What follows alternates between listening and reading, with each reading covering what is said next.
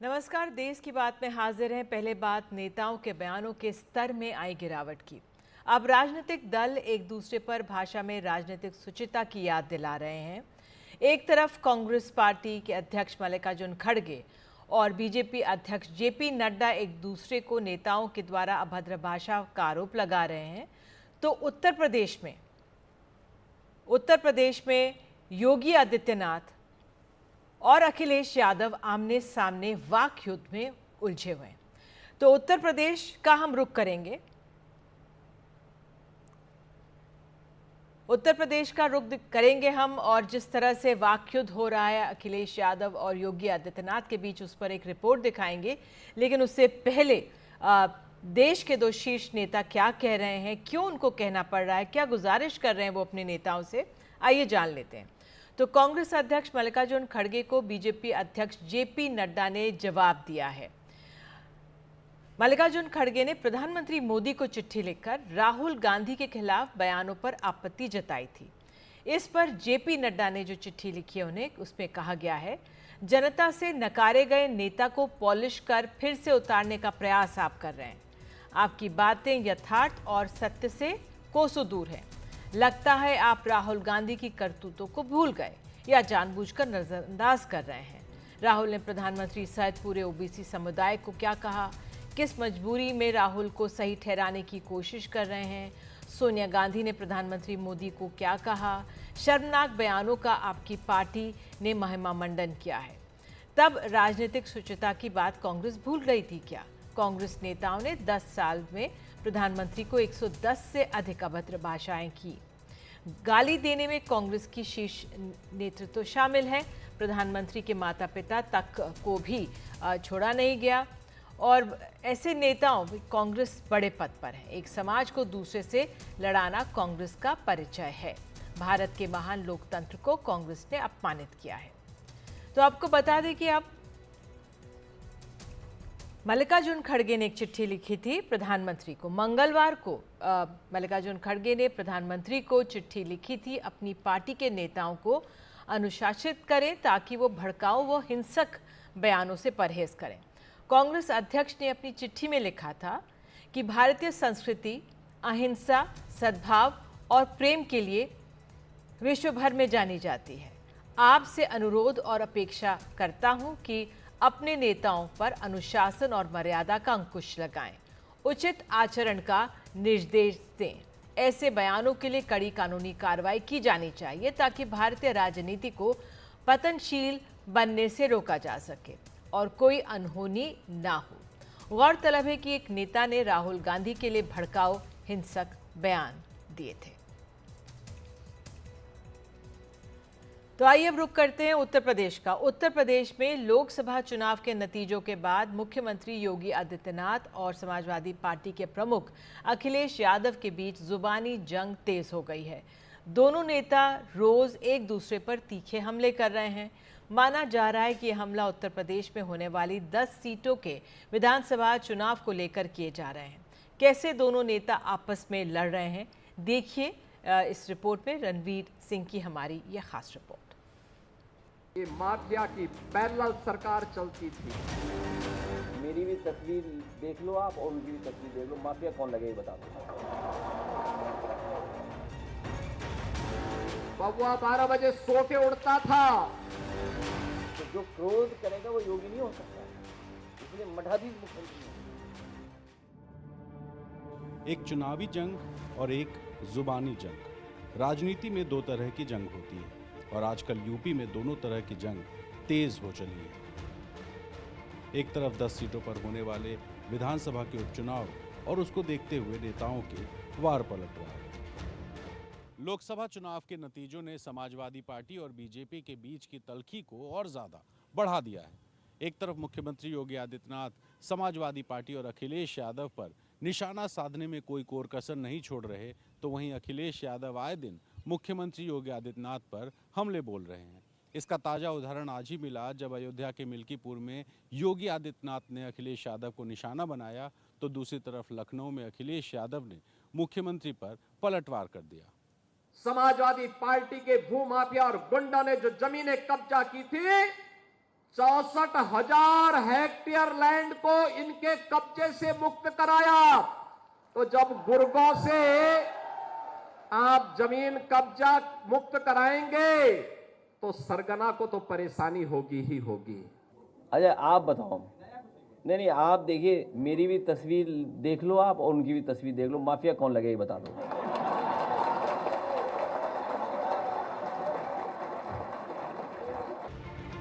मुख्यमंत्री अयोध्या में थे तो बात अयोध्या की होगी ही। लेकिन जैसे ही अयोध्या की जमीनों का सीएम ने जिक्र किया, वैसे ही अखिलेश ने भी जवाब पेश कर दिया। आज अयोध्या दुनिया की सुंदरतम नगरी बन रही है, तो अयोध्या के दीपोत्सव से जिनको परेशानी होती थी उनको तो अब परेशानी होगी कि अयोध्या कैसे सुंदर हो गई है। क्योंकि इनको तो वो विवादित ढांचा प्यारा था जिसको राम भक्तों ने नेस्तनाबूद करने का काम कर दिया था। ये राम भक्तों पर गोली चलाते थे। राम भक्तों के खून से जिनके हाथ सने हुए हों, अयोध्या की चर्चा जब ये करते हैं तो बड़ा आश्चर्य होता है। मैं आपको बता रहा हूं कि बीजेपी की सरकार जब चली जाएगी और इस बार जाएगी चुनाव में, अयोध्या वर्ल्ड क्लास सिटी बनाने का काम समाजवादी लोग करेंगे। अयोध्या कैसे वर्ल्ड क्लास सिटी बने, जिसमें वर्ल्ड क्लास इंफ्रास्ट्रक्चर हो, और आपने हम समाजवादियों का काम भी देखा है और मुख्यमंत्री जी तो बहुत ज़्यादा काम देख रहे होंगे। अखिलेश यादव के मठाधीश वाले बयान को लेकर भी यूपी में राजनीति तेज है। औरंगजेब की आत्मा इस कदर घुस चुकी है कि भारत की धर्म और संस्कृति के प्रतीक धर्माचार्यों को ये माफिया कहते हैं, और जो संगठित अपराध में लिप्त थे, भूमाफिया, वन माफिया, पशु माफिया या संगठित अपराध में संलिप्त माफिया को के सामने ये लोग घुटना टेक करके नाक रगड़ने का काम करते थे। इधर मुख्यमंत्री जी और मुख्यमंत्री जी के स्टेटमेंट कुछ अलग तरह से आ रहे हैं। समाजवादियों ने और खासकर मैंने कभी किसी संत, किसी अपने महंत, किसी सन्यासी के बारे में कुछ नहीं कहा। अगर उनको लगता है कि वो शब्द ऐसा है जिसका भाव वो किस रूप में ले रहे हैं, तो हम तो ये कहेंगे कि हमारे उत्तर प्रदेश के मुख्यमंत्री नहीं है वो। और ये एक दिन से नहीं हुआ है। जब से बीजेपी हारी है तब से कुछ संतुलन गड़बड़ा गया है। बात यहीं खत्म नहीं हुई, अब जंग भस्मासुर तक पहुंच गई। अब यूपी के अंदर ये जो दो लड़कों की जोड़ी गुमराह करने के लिए आई है, इन्होंने लूटने के सिवाय, अपने परिवार के सिवाय किसी का कोई हित नहीं किया है, कभी नहीं किया है, कभी नहीं किया है। बहनों और भाइयों, इन लोगों को जब भी जनता जनार्दन ने शक्ति दी है तो इन्होंने उस शक्ति का दुरुपयोग किया है, वैसे ही जैसे किसी कालखंड में भस्मासुर ने किया था। इस तरह के एक से एक तीर हैं जो दोनों नेता अपनी तरकश से निकाल के एक दूसरे की तरफ फेंक रहे हैं। अब देखना होगा कि ज़्यादा असरदार कौन साबित होता है और जनता किस पर विश्वास करती है। यूपी में 10 सीटों पर उपचुनाव होने हैं और अभी तारीखों का ऐलान नहीं हुआ है, और तब ये हाल है। ऐसे में जब तारीखों का ऐलान हो जाएगा तब संभावना ये है कि ये हमले और ज़्यादा तेज़ हो सकते हैं। लखनऊ से कैमरा पर्सन वीरेंद्र सैनी के साथ रणवीर, एनडीटीवी इंडिया। और अखिलेश यादव ने आज अपनी प्रेस कॉन्फ्रेंस में राज्य में जानवरों के आतंक के बारे में कहा कि बीजेपी की सरकार बनाने के बाद प्रदेश भर में हर दिन कोई ना कोई आवारा पशुओं की वजह से मर रहा है। उत्तर प्रदेश में छुट्टा पशुओं की वजह से लोगों की जान जा रही है, लेकिन सरकार गंभीर नहीं है। सरकार ने मदद में गरीबों के साथ भेदभाव किया। मृतकों को कम से कम 10 लाख और घायलों को 1 लाख की मदद देनी चाहिए।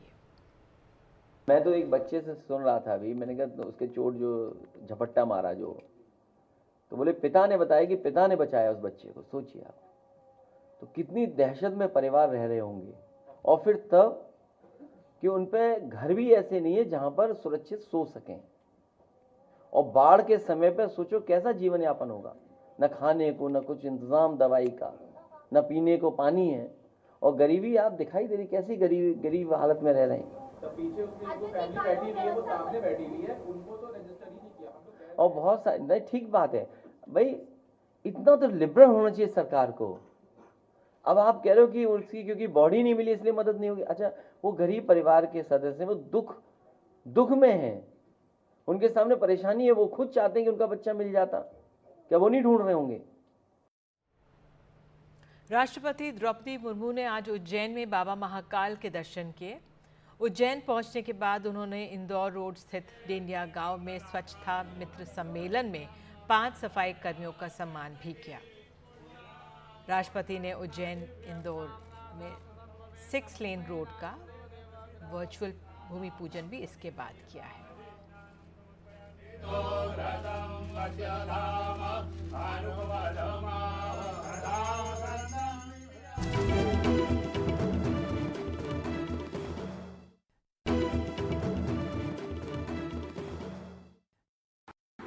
नमस्कार, इस खास पेशकश में आपका स्वागत है।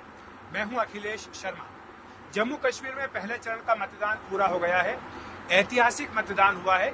61% से भी अधिक लोगों ने अपने मताधिकार का प्रयोग किया है। कहा जा रहा है कि पिछले 7 चुनाव में सबसे अधिक मतदान इस बार विधानसभा चुनाव में लोगों ने किया है। साथ ही ये भी कहा जा रहा है कि जम्मू कश्मीर में अनुच्छेद 370 हटने के बाद जनता ने जिस तरह से भारी संख्या में निकल करके वोट डाले हैं, ये अपने आप में एक ऐतिहासिक कदम है। इसी पर चर्चा करने के लिए हमारे साथ केंद्रीय मंत्री नितिन गडकरी जी, आपका बहुत बहुत स्वागत है। गडकरी जी जा रहे हैं जम्मू, जहां पर कि वो चुनावी सभाओं को भी संबोधित करेंगे। गडकरी जी, क्या माहौल लग रहा है जिस तरह से आज हम बात कर रहे हैं कि 61% से भी अधिक लोगों ने मतदान किया, अनुच्छेद 370 हटने के बाद ही चुनाव हो रहे हैं? पिछले चुनाव के जो मतदान के रिकॉर्ड थे वो रिकॉर्ड टूटे हैं। एक प्रकार से जम्मू कश्मीर में लोकतंत्र प्रस्तावित हुआ है और लोकतंत्र के प्रति लोगों की आस्था और बढ़ी है, इसका ये द्योतक है। और एक समय चुनाव में जो डर था, आतंकवादी गतिविधियां चुनाव के लोगों को धमकाती थी, उन सब से इंडिपेंडेंट, इम्पार्शियल, फेयर लोगों ने उत्साह से आकर मतदान किया है। ये हमारी सरकार के लिए बहुत बड़ी उपलब्धि है, क्योंकि नरेंद्र मोदी जी के नेतृत्व में हमारी सरकार ने 370 कलम लगाया, जम्मू कश्मीर हटाया, 370 कलम हटाया। जम्मू कश्मीर के विकास को, चाहे रेलवे हो, रोड हो, शिक्षा हो, स्वास्थ्य सेवा हो, उसको प्रायोरिटी दी और बेरोजगारों को रोजगार मिले, इसके लिए लगातार प्रयास किया। इन सब बातों का मिला जुला असर जो है कि पहली बार लोगों के मन में पॉजिटिविटी है, आत्मविश्वास है और इसका रूपांतर भारतीय जनता पार्टी के जीत में होगा, ऐसा मेरा विश्वास है। क्या मुद्दे हैं आपके हिसाब से? आपने कहा कि काफी विकास वहां पर किया गया है। अगर आपके मंत्रालय की बात करें तो किस तरह से जम्मू कश्मीर में सड़क को लेकर के, एक्सप्रेसवेज को लेकर के काम किया गया? जम्मू कश्मीर में हम लोग अभी कुछ काम किए, कुछ कर रहे और करने वाले हैं। जो मंजूर हुए वो 2 लाख करोड़ के हैं और टनल्स है, रोड है, ब्रिजेस है, हाईवेज है। जम्मू की सबसे बड़ी हार्टलाइन जो है वो है जम्मू से श्रीनगर। बहुत कठिन है, पहाड़ है, लैंडस्लाइड्स होती है। हमने इसके बीच में 18 टनल बनाई है और श्रीनगर और जम्मू को रिंग रोड बना रहे हैं। तो यही प्रोजेक्ट पर हमने कम से कम दोनों रिंग रोड और इसको पकड़ के करीब 45-50 हज़ार करोड़ हम खर्चा करते हैं। काफ़ी काम पूरा हुआ है।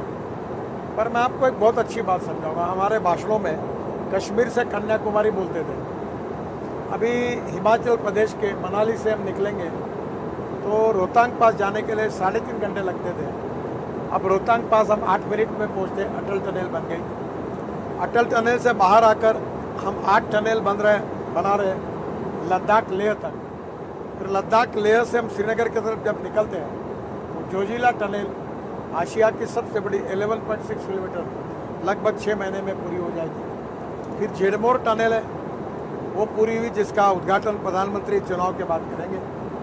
और वहाँ से हम जब श्रीनगर आते हैं तो श्रीनगर और जम्मू के बीच में तो रोड अच्छा बना ही है, पर वहाँ कटरा एक्सप्रेस हाईवे जो है, कटरा से दिल्ली वाया अमृतसर, उस हाईवे से ये रोड मिलता है। वहाँ से श्रीनगर से आकर हम लोग अमृतसर आएंगे, अमृतसर से दिल्ली आएंगे द्वारका एक्सप्रेस हाईवे पर, द्वारका एक्सप्रेस हाईवे से दिल्ली मुंबई हाईवे पर सूरत जाएंगे, और सूरत से हमने एक नया ग्रीन अलाइनमेंट रोड बनाया, काफ़ी काम चालू है, 1 लाख करोड़ का। सूरत से नासिक, नासिक से अहमदनगर, अहमदनगर से सोलापुर, सोलापुर से कर्नूल, और कर्नूल से कन्याकुमारी, चेन्नई, हैदराबाद, बेंगलोर, बेंगलोर, कोचीन और त्रिवेंद्रम, पूरे साउथ को जोड़ा जाएगा। जो कश्मीर से कन्याकुमारी की बात थी वो यही हो, ये एक्सिस कंट्रोल रोड बन गया। तो हमारी सरकार ने जम्मू कश्मीर के इंफ्रास्ट्रक्चर को पिछले 10 साल में इतना काम किया है जो पिछले 65 साल में नहीं हुआ, उतना काम हमारी सरकार ने ये 10 साल में करके दिखाया। अब 5 रोपवे भी बना रहे हैं, रोड साइड एम्यूनिटी सेंटर भी बना रहे हैं, और मेरा विश्वास है कि निश्चित रूप से आने वाले समय में जम्मू कश्मीर में टूरिस्ट की संख्या भी बढ़ी है। जैसे उत्तराखंड को टूरिस्ट रिस्ट्रिक्ट करने पड़े, 3 गुना बढ़े, वैसे जम्मू कश्मीर को काफ़ी बड़े प्रमाण में टूरिस्ट आए।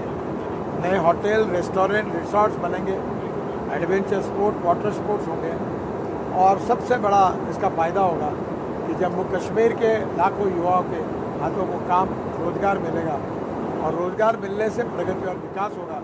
यही हमारा कार्यक्रम। अगर विधानसभा चुनाव की बात करें तो जो समीकरण वहां पर बन रहे राजनीतिक तौर पर, बीजेपी कश्मीर घाटी में सभी सीटों पर चुनाव नहीं लड़ रही है। आरोप लगाया जा रहा है पीडीपी, एनसी की ओर से कि बीजेपी निर्दलीयों को समर्थन दे रही है, छोटी पार्टियों को समर्थन दे रही है। इसके पीछे क्या रणनीति आप देखते हैं? देखिए, हमें चुनाव जीतना है, हम भी अलग से लड़े और वो भी अलग से लड़े तो वोट डिवीजन होता है। तो कुछ जगह पर हमने स्ट्रैटेजिकली हम ऐसे स्ट्रांग इंडिपेंडेंट को सपोर्ट कर रहे हैं, वो जीतेंगे तो हमारे साथ रहेंगे। अगर हम रोड की बात करें गडकरी जी, तो एक दूसरा मुद्दा जो अभी उठ रहा है, क्योंकि बारिश इस बार बहुत ज़्यादा हुई है पूरे देश भर में, और बारिश अभी भी हो रही है, सितंबर के महीने में बारिश हो रही है। कई जगहों पर रोड में, एक्सप्रेसवे में, हाईवेज में गड्ढे बनने की समस्या आ रही है, और इसको लेकर के उंगली उठाई जा रही है कि ये जो सड़कें बनी है ये ठीक से नहीं बनी है, इसलिए ये सारी स्थिति बिगड़ रही है। देखिए, इस बार बाढ़ की परिस्थितियाँ ज़्यादा आई, बादल फटे, ब्रिज बह गए और रोड भी टूट गया। और डांबर के बारे में, डांबर और पानी की दुश्मनी होती है, तो हमने बहुत कोशिश की कि हम कंक्रीट रोड बनाएंगे। अब कंक्रीट रोड बनाने की शुरुआत की तो सीमेंट वालों ने कार्टेल करके भाव बढ़ाया, हमें कुछ बिटुमिन रोड बनाने पड़े। और अभी हमने एक वाइट टॉपिंग की टेक्नोलॉजी लाई है, जिसमें 6 से 8 इंच हम लोग जहाँ बरसात हो रही है वहाँ कॉन्क्रीटिंग करेंगे। और रोड के बारे में अभी हमने ये चिंता की है कि जो कॉन्ट्रैक्टर खराब काम करेगा, पहली मिस्टेक होगी उसको 1 साल के लिए डिबार करेंगे, और दूसरी बार हुआ तो 3 साल के लिए वो कोई टेंडर नहीं भर सका, उसके ऊपर कड़ी कार्रवाई करेंगे, अधिकारियों के ऊपर कार्रवाई करेंगे, उसको जिम्मेदार पकड़ेंगे। और जो अधिकारी अगर ओनरशिप नहीं है, काम नहीं कर रहे हैं, तो उनको हम रिटायर करेंगे, और निश्चित रूप से क्वालिटी में सुधार लाएंगे। और रोड भी अच्छे, पर सब जगह ऐसा हुआ ऐसा नहीं है, काफ़ी जगह इतने बरसात में भी रोड अच्छे हैं, क्वालिटी भी अच्छी बनी, कुछ कमियां जहाँ रहेगी वहाँ हम कड़ी कार्रवाई करेंगे। कड़ी कार्रवाई की आप बात करें गडकरी जी, सड़क बनाने में तो आपने पिछले 10 साल में रिकॉर्ड बनाया है, क्या मान करके चला जाए कि कार्रवाई करने में भी रिकॉर्ड बनाएंगे? हाँ, बिल्कुल बनाएंगे। मैं इस बार काम न करने वाले भ्रष्ट अधिकारियों को हम सर्विस से रिटायर करेंगे, निकाल देंगे। एक दूसरा मुद्दा जो सड़कों से जुड़ा हुआ है टोल को लेकर के, टोल को लेकर के लोग बड़े दुखी रहते हैं, कहते हैं कि हमें छोटी सी यात्रा करने पे बड़ा टोल देना पड़ता है। फिर कहते हैं कि हम इनकम टैक्स दे रहे हैं तो हम टोल क्यों दें, हमारे पैसों से ही तो ये सड़क बन रही है। देखिए, हमारे बजट सरकार देती है, और उस बजट में हम लोग जितना काम करते हैं उतना करते ही हैं। पर जैसे नॉर्थ ईस्ट है, अरुणाचल, मेघालय, त्रिपुरा, उत्तराखंड, हिमाचल, कश्मीर, तो टोल जो मिलता है वो आंध्र, कर्नाटक, तमिलनाडु, महाराष्ट्र, गुजरात, राजस्थान, पंजाब, हरियाणा यहाँ मिलता है। पर आज उत्तराखंड में, नॉर्थ ईस्ट में हम 3 लाख करोड़ के काम कर रहे हैं, वहाँ थोड़ी। और हमारे 1,50,000 किलोमीटर, 40-42 हज़ार ही केवल टोल है, बाकी टोल नहीं है। तो हम लोग, मैं आपको एक बात पूछता हूँ कि अगर आप देहरादून से अभी दिल्ली जाते हो आपको 8 या 9 घंटे लगते हैं आराम से। अब जनवरी से आने वाले 2 घंटे में जाओ तो 7 घंटे आपकी गाड़ी कम चलेगी, आपका पेट्रोल डीजल नहीं बचेगा, आपका टाइम नहीं बचेगा। तो आपको अगर अच्छी सर्विस चाहिए तो उसके लिए टोल देना पड़ेगा। सर टोल हम स्कूटर वाले से, ऑटो रिक्शा वालों से, ट्रैक्टर पर अनाज या एग्रीकल्चर को उसको नहीं लेते, ट्रक से लेते, टेलर से लेते, कार से लेते और टेम्पो से लेते। तो मैं ये मानता हूँ कि जी आजकल पहले दिल्ली मुंबई हाईवे बना तो एक ट्रक को जाने के लिए कम से कम 50 घंटे लगते। अब दिल्ली मुंबई हाईवे में 22 घंटे में ट्रक जाएगा तो ट्रिप ज़्यादा मारेगा, उसका धंधा बढ़ेगा, डीजल की बचत होगी, तो उसका भी फायदा है। तो ये सरकार में बजट की कमी है और इसलिए हम सरकार के बजट का भी उपयोग कर रहे हैं और जहाँ टोल नहीं है वहाँ सरकार से काम कर रहे हैं और जहाँ पैसा बचा रहे ट्रैफिक ज़्यादा है वहाँ टोल के रोड बनाकर वो पैसा बचाकर पिछड़े हुए क्षेत्र को दे रहे हैं तो उनका भी विकास हो रहा है। तो ये हमारा पैसा टोल का भारत सरकार के फाइनेंस मिनिस्ट्री में जमा होता है और वो टोल के रूप में वो बढ़ाकर हमको वापस करते हैं। तो जो टोल है, फिजिकल टोल, वो कब तक रहेंगे? आपको लगता है कि ये जल्दी खत्म होना चाहिए क्योंकि यहाँ पर भी समय खराब होता है, लोगों को रुकना पड़ता है? वो टोल लेन का अभी हम लोग एक सैटेलाइट बेस्ड टोल सिस्टम ला रहे हैं। टोल ही नहीं रहे, टोल नाके नहीं रहे। वो जहाँ से आपने एंट्री के वहाँ फोटो निकलेगा, जहाँ से निकलोगे वहाँ निकलेगा, उतना टोल आपके बैंक अकाउंट से निकल जाएगा, तो रुकना नहीं पड़ेगा। हम टोल में अभी road side amenities, electric charging, petrol pump, वहाँ का हैंडलूम, हैंडीक्राफ्ट, फ्रूट, वेजिटेबल, हम वहाँ की इकोनॉमी को भी मदद करने की कोशिश करें। एक सवाल आ रहा है ईवी को लेकर के, जो इलेक्ट्रिक व्हीकल्स है, नई पॉलिसी सरकार ने भी कैबिनेट में मंजूरी दी है कि कारों के बाद अब फोकस आया है तिपहियों पर और जो बड़े गाड़ियाँ हैं, बसेस हैं, ट्रकों की, इनके ऊपर किस तरह से देखते हैं आप फ्यूचर ईवी का या हाइब्रिड पर ज़्यादा जोर देने की जरूरत है? देखिए electric bus, electric car, electric auto rickshaw, electric scooter अब आ ही रही है, 200% राइज है और मेरे अंदाज से हम 22 लाख करोड़ का जो इंपोर्ट है फॉसिल फ्यूल का जो कर रहे हैं, जिसके कारण बड़े प्रमाण पर देश में प्रदूषण भी हो रहा है और देश के बाहर पैसा जा रहा है। अब इसमें से 5,000 6,000 करोड़ अगर इथेनॉल के माध्यम से किसानों के जेब में गए, गाँव स्मार्ट शहर जैसे स्मार्ट विलेज बनेंगे, किसानों की आमदनी बढ़ेगी। पिछले साल कॉर्न का, मक्के का भाव 1200 रुपये क्विंटल पे आया था, इस साल 2800 रुपये क्विंटल मिला किसानों को, क्योंकि मक्के से इथेनॉल बना। तो मैं ये मानता हूँ कि ये जो विकास हो रहा है, इंपोर्ट कम होगा, पोल्यूशन समाप्त होगा और किसानों को फायदा होगा, यही हमारी नीति। थोड़े से एक दो राजनीतिक प्रश्न गडकरी जी, क्योंकि अभी राहुल गांधी अमेरिका की यात्रा पर थे, वहाँ पर जो उन्होंने बातें कही उसके बाद यहाँ पर काफ़ी प्रतिक्रिया हुई। मल्लिकार्जुन खड़गे ने पत्र लिखा पीएम नरेंद्र मोदी को, उसके बाद आज जवाब दिया बीजेपी अध्यक्ष जेपी नड्डा जी ने कि राहुल गांधी ने कितनी बार अपशब्दों का प्रयोग किया प्रधानमंत्री नरेंद्र मोदी के लिए।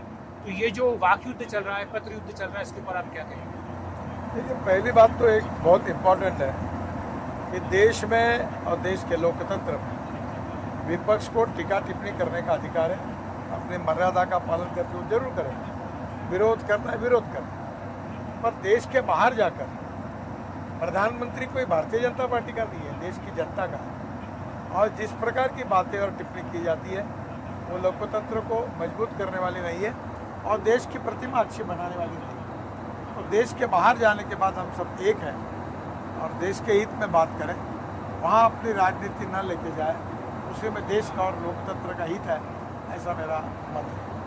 ये बात कही जाती थी कि पिछले 10 साल में विपक्ष काफ़ी कमज़ोर था, लेकिन इस 2024 के लोकसभा चुनाव में विपक्ष मजबूत होकर के उभरा है। क्या आपको लगता है कि पिछले 100 दिनों में सरकार को कई जो फैसले वापस लेने पड़े, इसके पीछे ये भी कारण है कि विपक्ष मजबूत हुआ? नहीं, ऐसा कोई नहीं है। हमारे सरकार में हम पॉजिटिव विचार करते हैं, कई बार पब्लिक फीडबैक आता है, उसके ऊपर बदलते हैं, किसी के दबाव के कारण ऐसा निर्णय नहीं।